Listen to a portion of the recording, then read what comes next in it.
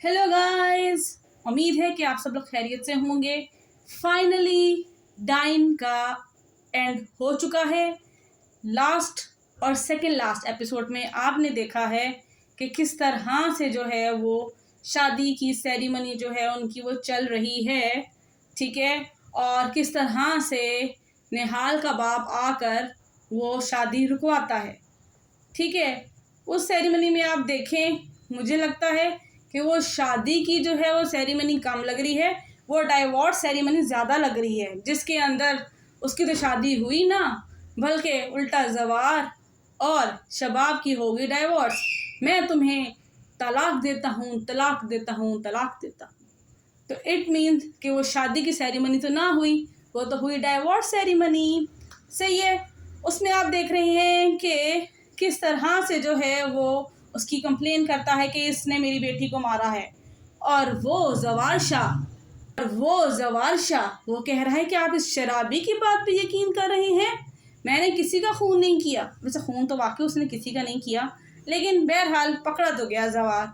सही है। उसके बाद आप देखें कि उसके अंदर जो वो बार बार निशा की आइज को हाईलाइट कर रहे हैं, तो मेरा ख्याल है कि वो किसी लेंस की जो है वो एडवर्टाइजमेंट कर रहे हैं।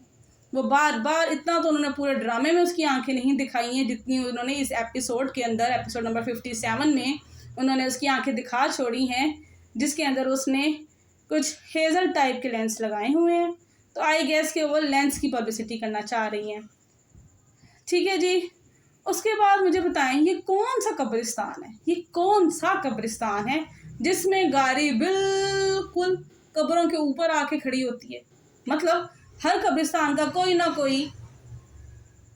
कोई दरवाज़ा तो होता ही है, कोई ना कोई गेट होता है। चलो अगर गेट नहीं होता तो भी कुछ ना कुछ डिस्टेंस पे ही सारी चीज़ें खड़ी होती हैं ना। बिल्कुल मुंह पे आके तो कोई गाड़ी खड़ी नहीं होती।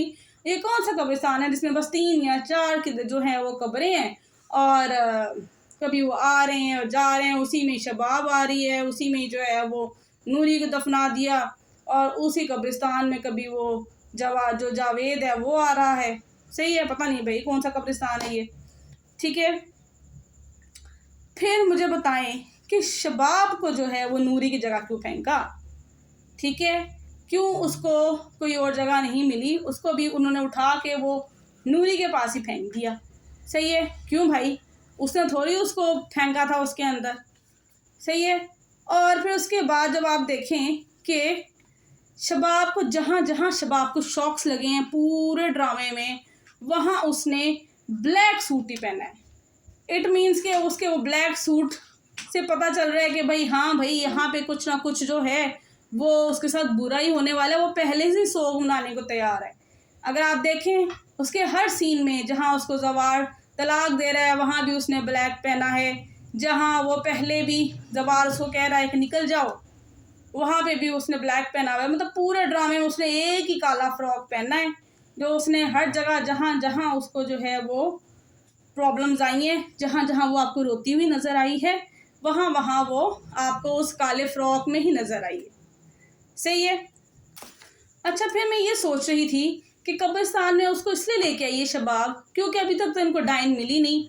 जो ड्रामे का नाम है डाइन, उसमें अभी तक इनको कोई डाइन नज़र नहीं आई, तो इन्होंने सोचा चलो कब्रिस्तान चलते हैं कि वहाँ पर चल के देखते हैं, शायद कोई वहाँ पे हमें डाइन नज़र आ जाए। इसलिए वो शबाब को उठा के भी कब्रिस्तान ले गई। सही है।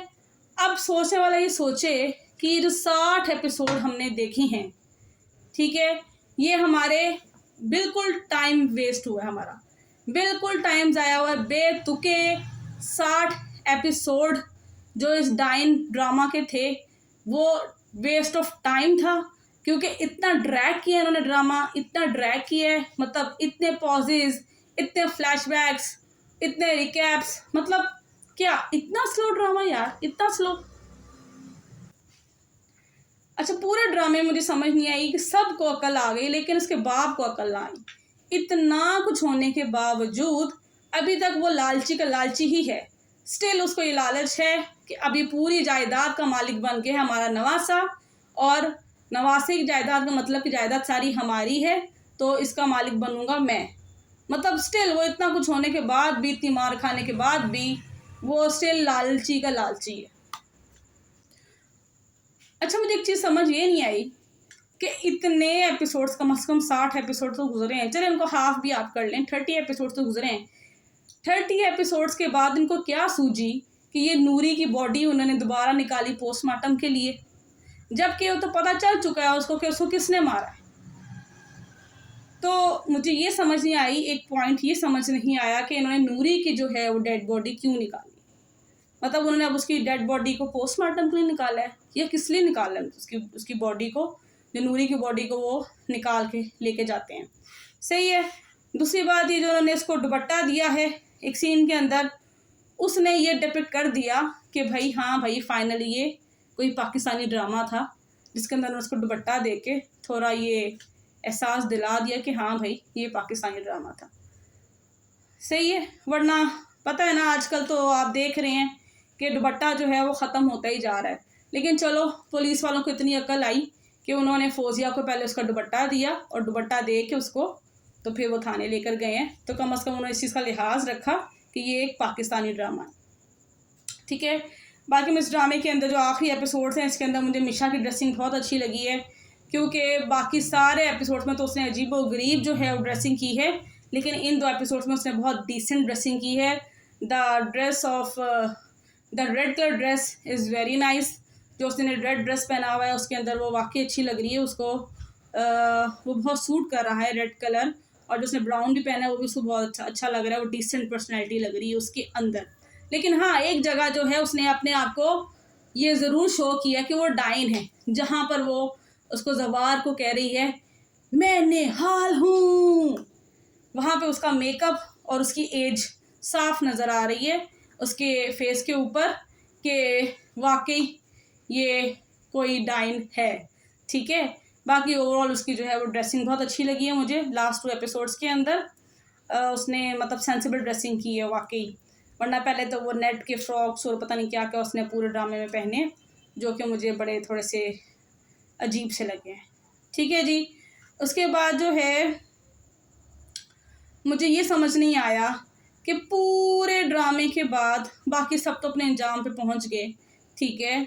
जिन लोगों का ज़्यादा कसूर था वो लोग ज़िंदा छोड़ दिए, और जिन लोगों की कोई मिनी गलतियां थी, जिनकी छोटी गलतियां थी, जैसे कि वो ज़किया हो गई या ज़किया का शौहर हो गया, ठीक है, उनको जो है वो मौत के घाट उतार दिया।